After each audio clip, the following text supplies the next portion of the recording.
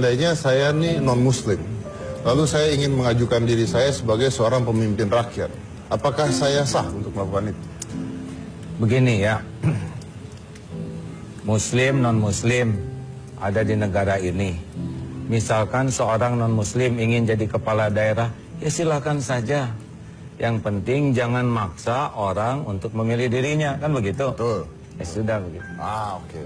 Nah, lalu kemarin kontroversi tentang Pak Ahok, tentang surat Al-Maidah ayat 51. Nah, itu sebenarnya isi ayatnya apa itu, Ustaz?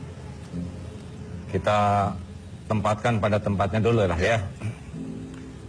Kan sekarang sedang heboh. Dan ini yang paling penting dari obrolan ini adalah bagaimana kita bisa mengambil hikmah sehingga tidak hanya sekedar membahas kejadian, tetapi pelajaran apa yang bisa kita ambil sehingga kita bisa menjadi lebih baik. Kalau hanya membahas kejadian, saya kira sudah dimana-mana ya. Itu. Dan basi lah ya kalau kita membahasnya. Satu, bahwa kita ini harus, kalau dalam Islam, agama yang adil, menempatkan sesuatu pada tempatnya. Misalkan Pak Ahok itu etnis Tionghoa, itu bukan pilihan Pak Ahok jadi Tionghoa ya. Dan ini bukan wilayah kita untuk kita bahas. Karena itu bukan takdir memilih. Saya jadi orang Sunda tidak milih. Sebagaimana Mas Dedi juga tidak milih kan? Apa ini? Ya enggak, kalau misalkan jadi anak kambing, kita lagi kambing sekarang berdua. Iya. Jadi, kenapa saya anak kambing? Enggak sama dengan saya juga kalau anak kambing. Lalu kalau Pak Ahok agamanya Nasrani, itu adalah pilihan beliau. Dan itu pun kita tidak ikut campur. Tetapi kalau kemarin pernyataan beliau mengatakan sesuatu tentang yang bukan bagiannya, nah itu namanya melampaui batas, offside. Sehingga ada pihak umat Islam yang merasa, oh ini masalahnya, ya ini wilayahnya. Tapi yang paling penting sekarang, bagaimana kita bisa mengambil hikmah ini. Kita sudah lihat sendiri bahwa ucapan yang tidak terjaga, tidak hati-hati, itu dampaknya bisa sangat keras bagi siapapun juga. Kita, Mas Dedi juga harus hati-hati nih. Celetuk, dua celetuk bisa disomasi, ya kan? Oh iya, undang bintang tamu aja bisa disomasi saya. Iya. Sayang kalau ada kejadian ini kita tidak belajar. Tapi tidak ada hikmahnya, buat apa gitu? Oh ya? iya. Ini takdir kejadian ini banyak hikmah. Betul. Satu, kita bisa lihat betapa pejabat publik atau siapapun yang jadi sorotan media harus berlipat-lipat kemampuan menjaga lisannya. Karena orang itu kalau mulut ini bahaya sekali ini. Kayak peluru keluar dari laras nggak bisa ditangkap. Repot sekali.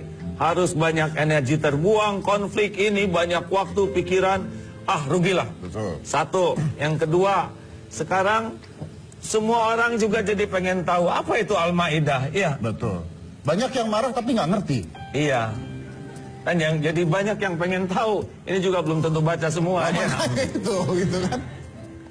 Jadi kalau misalkan di dalam Al-Quran ada larangan memilih yang beda akidah, ini sebetulnya sangat realistis.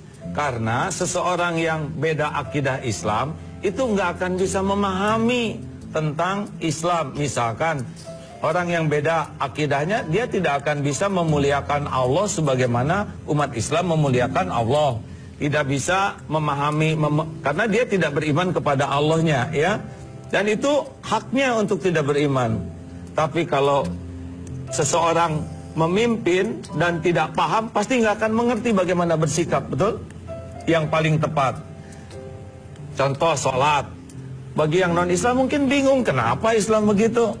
Contoh haji. Bagi umat Islam ini adalah suatu ibadah yang benar-benar agung. Tapi bagi yang beda akidahnya, apa ini? Kok seperti nyembah batu?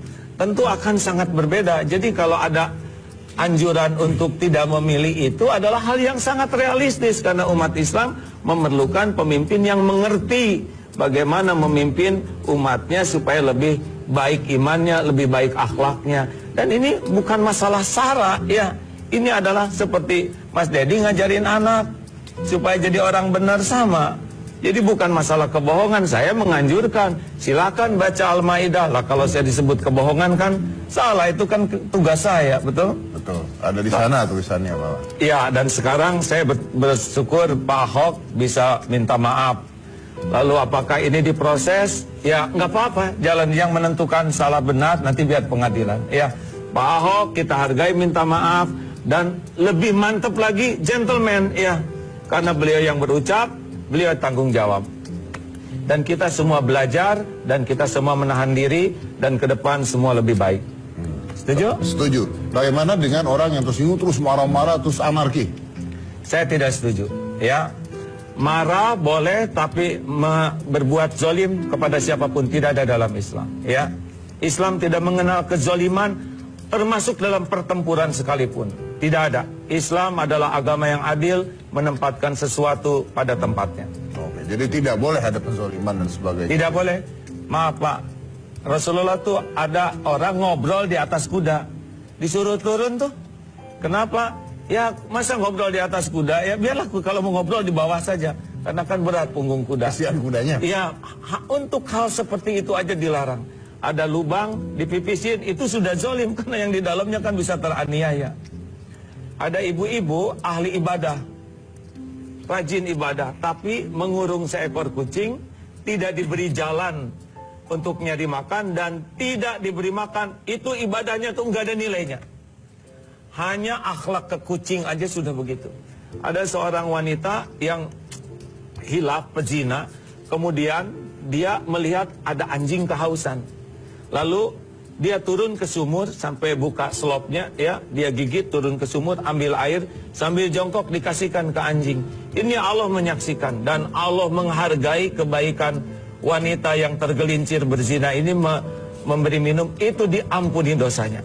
Bayangkan sekecil itu. Padahal itu memberi minum seekor anjing. Padahal ini wanita suka zina.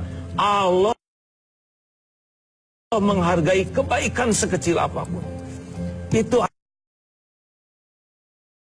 agama. Jadi sangat indah sekali kalau kita memahami bahwa kita menjaga diri dari kezaliman. Oke, baik.